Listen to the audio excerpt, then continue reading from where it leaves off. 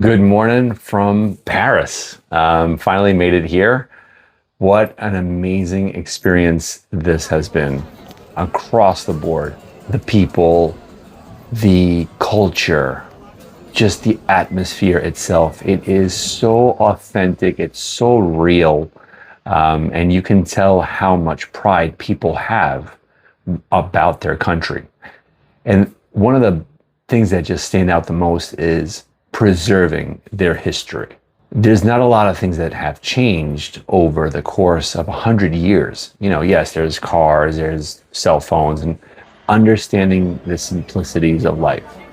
Just eating a baguette, right, which I don't eat, to start off the day, conversating, talking. Not everyone is on their phones. Everyone's truly enjoying themselves. And that's one of the reasons why I did come here, just to understand that a little bit more and get back to the basics of what life was really meant to be. Also, what I also noticed was looking at the monuments, the Cathedral of Notre Dame. That's one thing that just blew me away from the outside. Today, we're finally going to be going inside. Um, the Eiffel Tower. What that thing right there. How marvelous it is when you're up close and there's like that presence. You get blown away. The architecture just all around, everywhere, Yeah, this is not normal. just begs the question, who built it? Why did they build it? And with what tools did they build it? I know the answer might be super quick and, oh, they did this, they did that, they had this. I don't know. I'm still questioning a lot of things of our history across the world. And I think we should be questioning a lot of things. We can't just bypass it and accept the history that they have told us. The stories change from one generation to another. This thing right here, I don't think it was just built Something's up here. just to be, all right, you know what? In case we get lost, we could always look at that and, yes, we're in our motherland, France. There was something bigger than that. Nikola Tesla, he built a huge tower off on Long Island, and that tower provided free energy for so many people. But the powers that be, a la JP Morgan Chase, because there was no money into it, forced him to break it down. Remember, Nikola Tesla came from Europe. I believe it was from Hungary. There was a lot of technology in that area of the world that was lost. Just look at Tartaria. You may not know who and what that is. Look that up. It's not even a rabbit hole. It's a rabbit hole that has been covered completely and everybody just walks by it.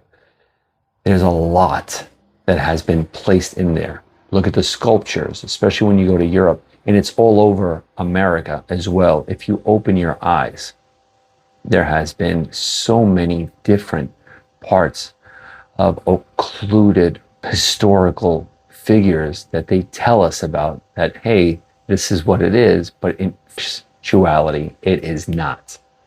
Now, this is where Carnivore brought me. Carnivore has brought me to being illuminated on thinking on my own, questioning so many things.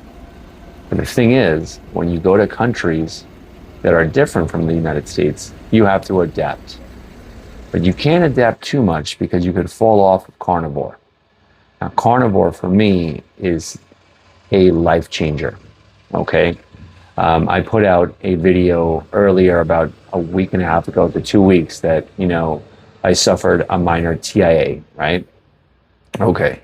So a lot of people in the comments, they're like, oh, it's because of Carnivore. Oh, it's because of the COVID vaccine. Oh, it's because of so much fat. I call nonsense on that.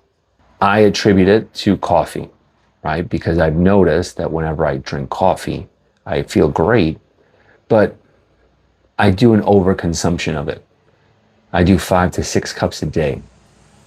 And the problem is you're overloading. Anything of too much is not good. Even too much carnivore, which you can't do, because once you eat a huge ribeye steak, you don't want another one.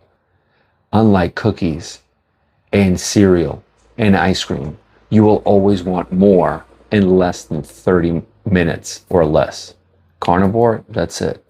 The thing is, when you go to different parts of the world, sometimes they don't have exactly what you covet. So what I've noticed here is that the cuisine is very decadent. So it's a lot of presentation. It's small little meals, a lot of butter with vegetables and sugars, and they just want to make you happy. They want to show you what they have. The thing is, none of it is exactly what I want. And I'm trying in different places, and it's great, it's okay. But I found myself, this is where the carnivore diet takes that different level. So fasting. I started fasting even that much more when I'm here. This is my third day here. Yesterday, I fasted all day. When I got home at night, I had to come prepared. I brought sardines from the US. Obviously, do your due diligence before you start traveling. Look and see if you could bring this on board in your luggage. So days like how it was yesterday, we went to Disney Paris. We had a blast. And we went to a steakhouse. And of course, in the steakhouse, there's no ribeye, there's no T-bone steak, there is no New York strip. And I'm like, what is going on? But it is what it is. I pivoted and I did the best that I could.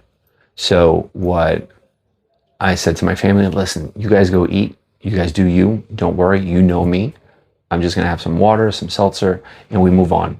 And there was just a level of energy, and anyone who is a parent and has gone to Disney World in Orlando, which I did last year, you need to conserve as much energy as possible. And that's exactly what happened. Yesterday, I had a boatload of energy, and throughout the entire day and night, we were there from 8:30 a.m. to 1 a.m. nonstop, because the light shows are different.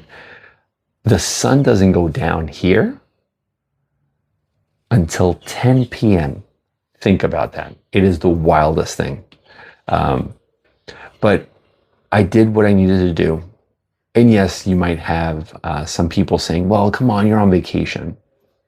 Try their cuisine. Try a cake. Try an eclair.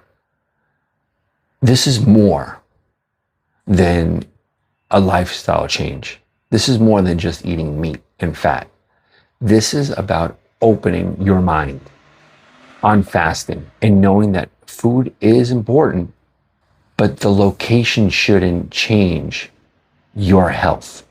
If you're focused, have a game plan. That's exactly what I did. Before I left, I was jostling. I was saying, man, should I bring these cans of sardines? I'm going to Paris, then I'm going to go to Italy. They have great food there. It's going to be everything that I want. And then I'm like, hold on a second. I don't know. I don't know what I'm getting myself into. I'd rather be prepared. The venue has changed, but this temple, this home, this housing is getting everything that it needs in order to function at its maximum capacity. Some people may get it, some people may not. And this is not to shame people that are on carnivore or the lion diet and they go on vacations and they want to splurge. God bless. Man, if you have that fortitude inside you to get back on track, without a doubt. But I have come this far. I cannot negotiate with my health. I want to be there for my daughters, my wife. I want to be there for one day for my granddaughters and my grandsons. I want to be there. I want to live to the maximum potential. I want to be able to study and not going to schools and whatnot. No, study what's around me. Like when I'm about to go to Rome in less than 24 hours. I cannot wait to look at the Colosseum. I cannot wait to just walk the streets of Rome. and question and ask and speak their language and have these abundant experiences that I have never even fathomed of having. And I gotta be honest, I was never this person. I was always a person that just wanted to be home. I wanted to stay stagnant. I was 50 pounds overweight, seeing life go by, and I didn't care. All I wanted was my fix. My donuts, my pizza, spaghetti, just constant breakfast, lunch, dinner, snacks in between, then late night dinner, late night snacks, and then feeling as if I'm on heroin, with my eyes rolling back, eating beyond exhaustion, and then falling asleep, passing out. I control my sleep now. The moment I put my head on that pillow, I conk out. It is a game changer. And I know people that are watching this, they're looking at it, they look at the title and they're like, all right, this guy is all about conspiracy theories and then carnivore. This guy's a psycho. I don't think so.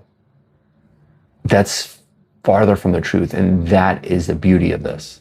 When you go against the grain, when you swim upstream, when you look at things in different perspectives, life begins to unravel. And those who understand will understand. And those who do not will continue to stay stagnant. I choose not to live that way. I choose to live above everything. To live in humility, to put God first, no matter what. Yes. To treat others as I want to be treated. Yep. And to utilize fasting to a level of an open-minded thoughtfulness, sixth sense level. And I'm just humbled every day that God has showed me that this way of eating, carnivore, has helped my sugar addictions, my eating disorder, my mental health, my depression, my anxiety. I thank God every day, man. So I hope you enjoyed this video.